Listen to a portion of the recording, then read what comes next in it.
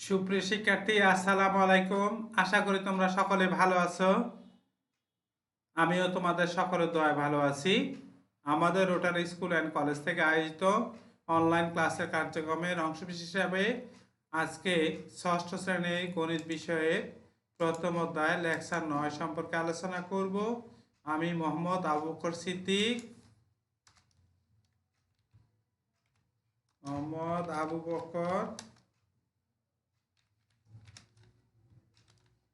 সিদ্দিক, ঠিক আছে। অনুশ্রেণী 1.3 নিয়ে, ঠিক আছে। তাহলে কি ছিল? মৌলিক গুণনীয়কের সাহায্যে গসাগু নির্ণয় করা। আমরা কিন্তু এর আগে কিন্তু গসাগু কিভাবে নির্ণয় করতে হয় তা নিয়ে আলোচনা করেছিলাম। এখন আজকে আমরা মৌলিক গুণনীয়কের সাহায্যে কতে আসলে 144, 240, 612, খতে হইল 525, 495, 570, গতে হইল 2666, 9699। তাহলে এখন চলো আমরা কতটা শুরু করি। 144, 240, 612। তাহলে 144-এর মৌলিক গুণনীয়কগুলো কি কি, অর্থাৎ এই যে কোন কোন সংখ্যা তারা ভাগ যায় এবং ভাগগুলো কি কি হবে। দেখো, 144-কে যদি 2 দ্বারা ভাগ দেওয়া থাকে হলো 72, ঠিক আছে। আমরা আগে করছি কিভাবে 72 থাকে। এখন 72-কে আবার 2 দ্বারা ভাগ দাও, 2 দ্বারা ভাগ যায় 36 হয়। 36-কে আবার 2 দ্বারা ভাগ যায় 18 হয়। 18-কে 2 দ্বারা ভাগ দাও, তাহলে থাকে হইলো তোমার কত হয়? 9 হয়। 3 তিরিকা 9। কিভাবে লিখবো বুঝছি তো এবার।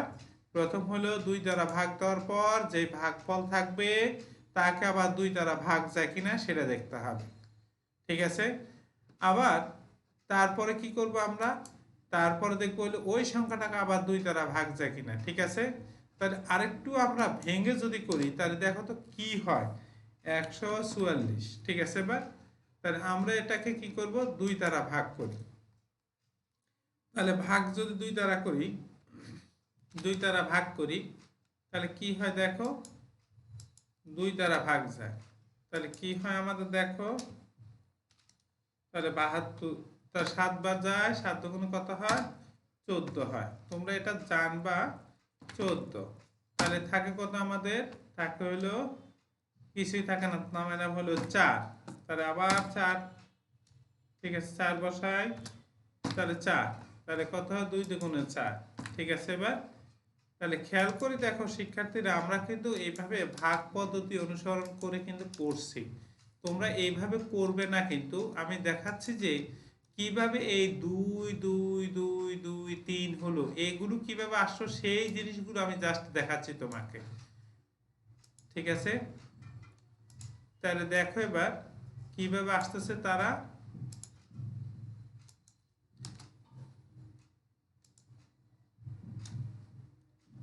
তাহলে এখানে শূন্য দিলাম, শূন্য থাকে, ঠিক আছে। এবার তাহলে এখন আবার আমরা কি করব?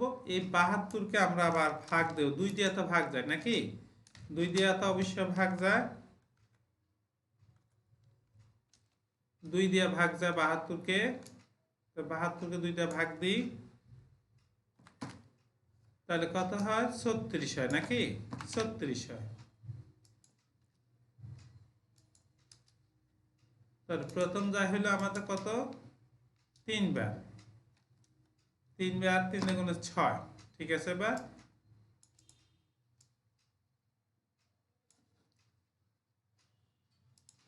6 হয়। থাকে কত? 1 থাকে নাকি? আমাদের থাকে হইলো 1, 1 থাকে। এখন আমরা ওই 2 নামাই ফেলি, তাহলে বলবো 6 দুগুণে কত? 6 দুগুণে 12 বলবো, 12। তাহলে 12 থেকে 12 গেলে শূন্য থাকে, ঠিক আছে।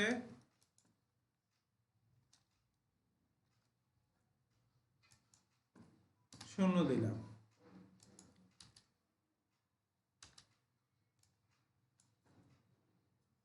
তাহলে এই যে 2 হলো, খেয়াল করে এই 2, ঠিক আছে। এই যে 2, আমরা প্রথম 2 নিয়ে আসি, তারপর এই যে 2, তারপরে আবার এই 2 নিয়ে আসি। দেখো এবার কিভাবে হলো। তারপর এই 36-কে আবার ভাগ করব। এই 36কে আবার আমরা ভাগ করব, ঠিক আছে? তাহলে আবার 36কে আমরা ভাগ করি, আবার 36কে 2 দ্বারা ভাগ যায়, তাহলে 36, তাহলে কত হয় 18 দুগুণে 36 নাকি? তাহলে এইখানে আমরা যদি বসাই, প্রথম কত হয় 2 একে 2, একটা সংখ্যা দেখলে আমরা বুঝতে পারবো যে আমাদের সংখ্যাটা কেমন হচ্ছে। তাহলে 1, এরপরে 6 বসাইলাম, 8 দুগুণে কত বসাবো, 8 দুগুণে 16 বসাই দেবো নাকি 16, থাকতে আছে কত 0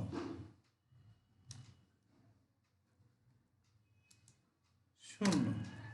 তাহলে শিক্ষার্থীরা দেখো, তুমি বুঝতেছো যে কিভাবে এই যে 2 সংখ্যাগুলো আসতেছে, 2 সংখ্যাগুলো কিভাবে আসতেছে তোমরা প্রত্যেকেই আশা করি বুঝতেছো যে 2টা কিভাবে আসতেছে।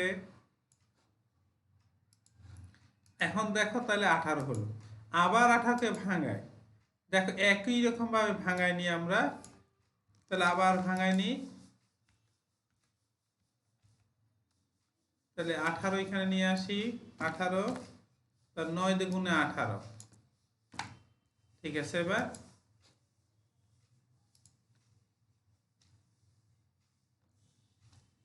9 দুগুণে 18 বসাইলাম, তাহলে থাকতে আছে কত 0 থাকে। তাহলে এই পর্যন্ত হলো, তারপরে আবার আমরা 9কে ভাঙাই,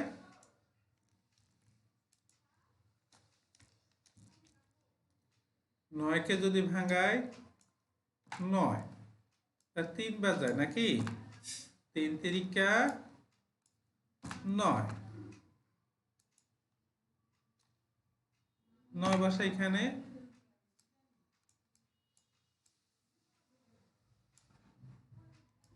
আমরা 9 বসালাম, তাহলে কত হয় দেখো এখানে 0 হয়।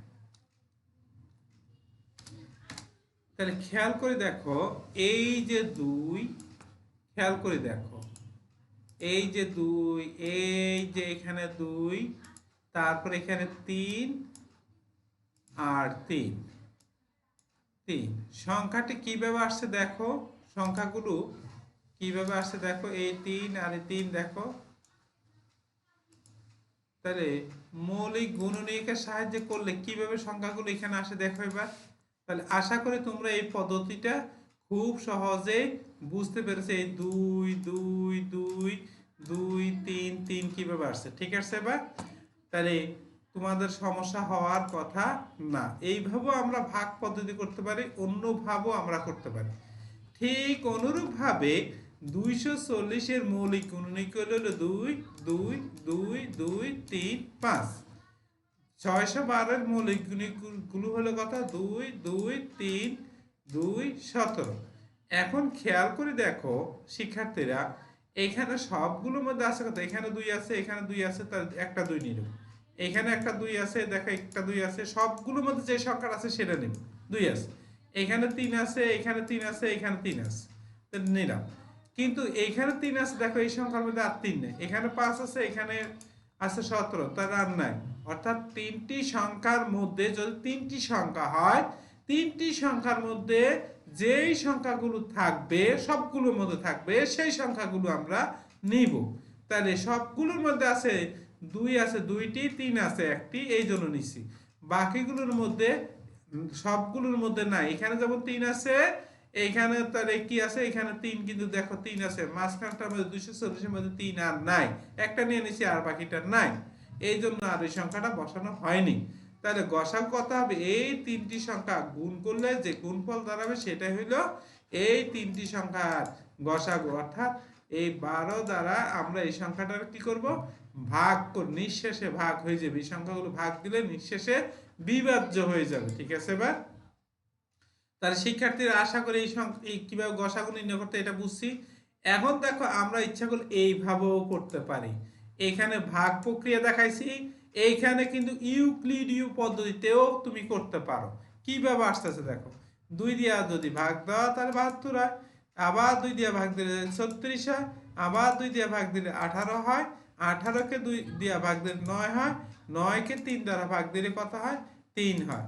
আবার দেখো এইখানে দেখো আরেকটা 240কে 2 দ্বারা ভাগ দিলে কত? 120।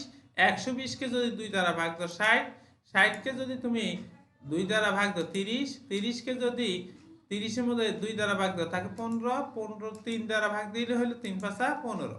তাহলে শিক্ষার্থীরা এই পর্যন্ত আশা করি এতটুকু তো অন্ত বুঝতে পেরেছি নাকি?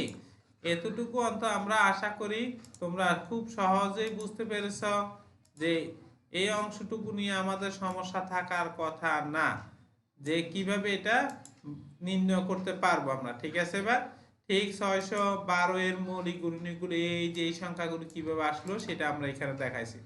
এই যে দেখো 2 2 তারপর 2 2 3 5, এই যে এই সংখ্যাগুলো আমরা দেখাই দিছি।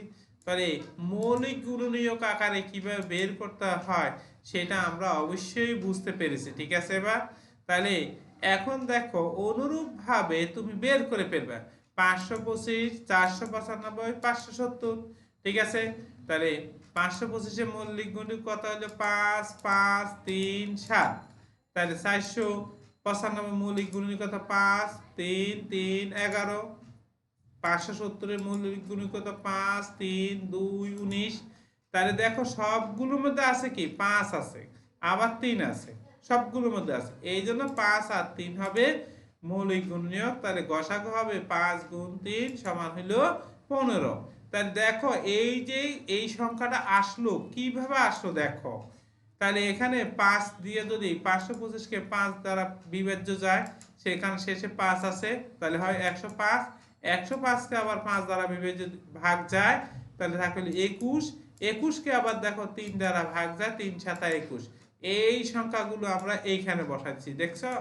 তাহলে কিভাবে হলো? ঠিক অনুরূপভাবে 595, তাহলে 5 দ্বারা ভাগ যায় 99 হয়, 99-কে 3 দ্বারা ভাগ যায় তার 33 হয়, 33-কে আবার 3 দ্বারা ভাগ যায় 3 11 33। এই সংখ্যাগুলো আমরা বসাইলাম। আবার দেখো 570 এর মৌলিক গুণনীয়কগুলো কি কি হচ্ছে? প্রথম 2 দ্বারা যায় 285 হয়, 3 দ্বারা যদি ভাগ দিই 3 নিয়ম দ্বারা ভাগ দেওয়ার নিয়মটা আমরা মনে আছে। এই তিনটা সংখ্যা যোগ করার পর যদি 3 দ্বারা বিভাজ্য, নিঃশেষে বিভাজ্য অর্থাৎ 3 দ্বারা বিভাজ্য, তাহলে 95, 5 দ্বারা যায় 5 19 95। তাহলে এই সংখ্যাগুলো আমরা কিভাবে পেয়েছি এখানে, তাহলে নিশ্চয়ই তোমরা বুঝতে পেরেছো। ঠিক আছে, তাহলে আবার যা হলো আমাদের এই নিয়মগুলো 2666, 9699। তাহলে কথা মৌলিক গুণগুলো 1 2 31 43, 9699 1 3 53 61। তাহলে দেখো এখন ভাগ করি এই যে সংখ্যাগুলো আসলো কিভাবে আসলো, এখানে দেখো এই সংখ্যাগুলো আসলো কিভাবে আসলো দেখো। তা প্রথমে 1 দ্বারা ভাগ দিলে এটা হয়, 2 দ্বারা যেহেতু শেষে জোড় সংখ্যা আছে তাহলে 2 দ্বারা বিভাজ্য হয় নিঃশেষে, তা 2 দ্বারা ভাগ করলে এটা হয়। এরপর 3 দ্বারা চেষ্টা করবো, যায় না, তারপরে 7 দ্বারা দিব, 5 দ্বারা দিব, 7 দ্বারা দিব, 11 দ্বারা মৌলিক সংখ্যাগুলো দিয়ে ভাগ করার চেষ্টা করব। তাহলে আমরা খুঁজে পেলাম 31 দিয়ে যায়, 31 দিয়ে ভাগ দিলে কত হয়? 43 হয়। এই যে এই সংখ্যাটা বসাইলাম, এইখানে এই সংখ্যাটা আমরা বসাই দিলাম। ঠিক আছে, এখন দেখো 9699 একে আমরা যদি ভাগ দিই 2 দ্বারা যায় না, 3 দ্বারা চেষ্টা করি দেখি, 3 দ্বারা অবশ্যই যায়। তাহলে 3 দ্বারা ভাগ দিলে কত হয়? 3233। এখন আমরা এরকম মৌলিক সংখ্যাগুলো দিয়ে ভাগ দিতে দেখলাম যে 53 দ্বারা ভাগ যায়, তাহলে ভাগফল থাকে কত? 61। 61-কে আর ভাগ যায় না, কারণ এটা হলো মৌলিক সংখ্যা। তাহলে মৌলিক সংখ্যা এই সংখ্যাটা ছাড়া আর কোনো সংখ্যা দিয়ে ভাগ যাবে না। তাহলে এখানে কত? 1 3 53, 1 3 53 61। তাহলে এখানে গসাগু হলো। তাহলে এইভাবে আমরা সংখ্যাগুলো নির্ণয় করব। তাহলে শিক্ষার্থীরা আশা করি তোমরা এই পর্যন্ত তোমরা সকলেই বুঝতে পেরেছো কিভাবে গসাগু নির্ণয় করতে হয়। তোমরা ভালো থাকো, সুস্থ থাকো, আল্লাহ তোমাদের ভালো রাখুক, সুস্থ রাখুক, সেই কামনা করি। আল্লাহ হাফেজ, আসসালামু আলাইকুম।